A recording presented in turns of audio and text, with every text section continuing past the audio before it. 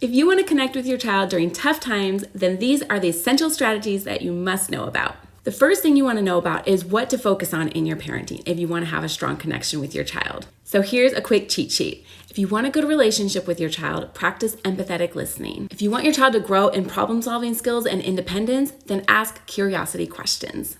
And if you want to shift your parenting, then move away from fixing and telling your child what to do to practicing empathetic listening, modeling, and teaching them.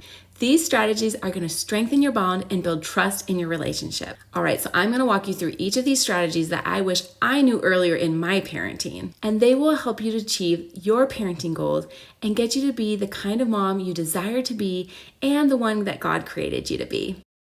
So first off, let's talk about empathetic listening. This is something that all humans crave and need.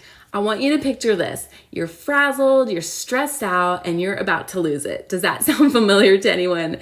I know, I've been there too. Well, our logical brains check out during those moments, leaving us at the mercy of our fight or flight instincts. But here's the thing, what we really need during those moments is to feel heard. That's why I've made it a habit to really listen to my children and to acknowledge their emotions without judgment. This can just look like being there with them, nodding along and saying things like, wow, that must be tough.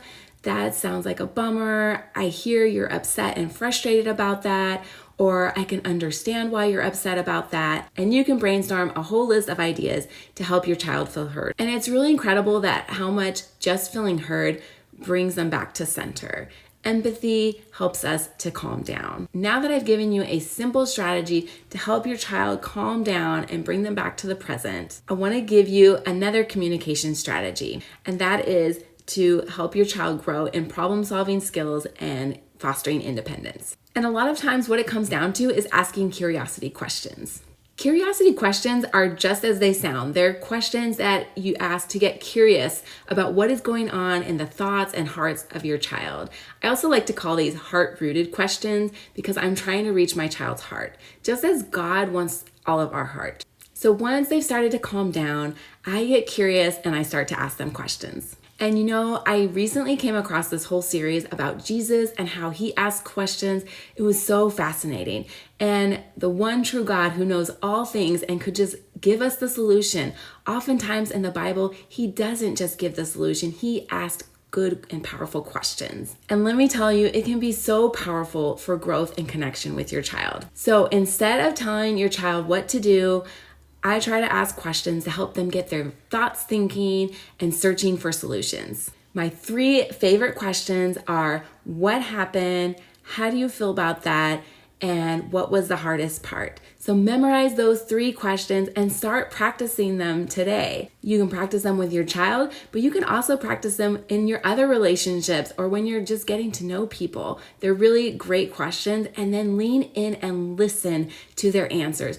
Don't jump in and provide solutions. You're gonna watch and see your child start to search for the solutions on their own. I also love to ask, what did you learn from that?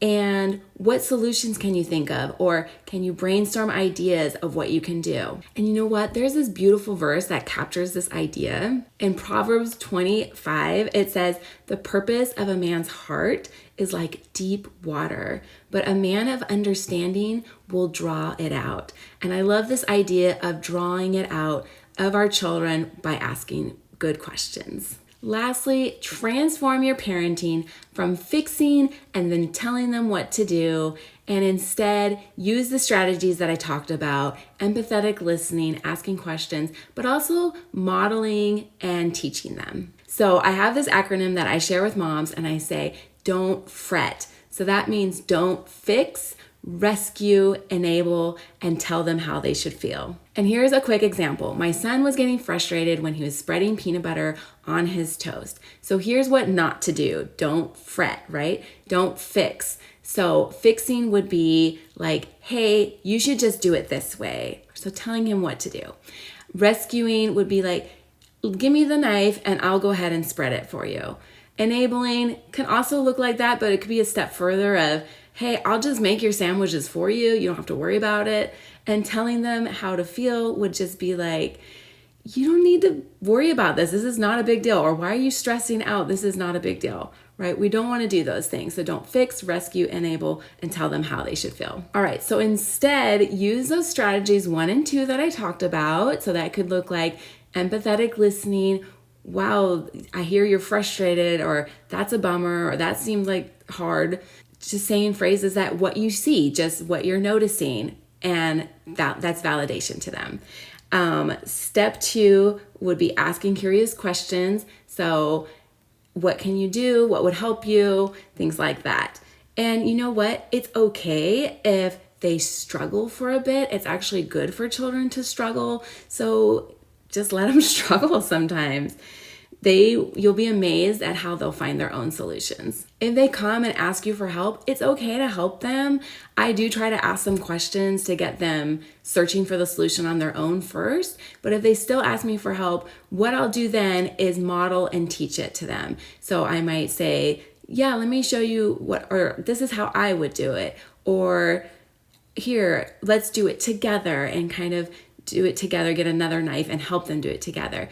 Or let me show you how I do it and then you can practice. That's really modeling and teaching your child, which is a huge purpose in our parenting, is to be a good model and to teach them. All right, so let's recap really quick. Let's go over the 3 communication strategies to build strong relationship with your child. So first off, empathetic listening. So really taking the time to lean in and listen to your child, to validate their feelings without jumping into solutions. Second, asking those curiosity questions. And this really encourages independent thinking by asking open-ended questions and empowers your child to find their own solutions. And third, the parenting shift, moving away from fixing, rescuing, enabling, and telling them how they should feel to that empathetic listening, asking the curiosity questions, and also modeling and teaching them. These strategies are going to strengthen your bond and build trust in your relationship.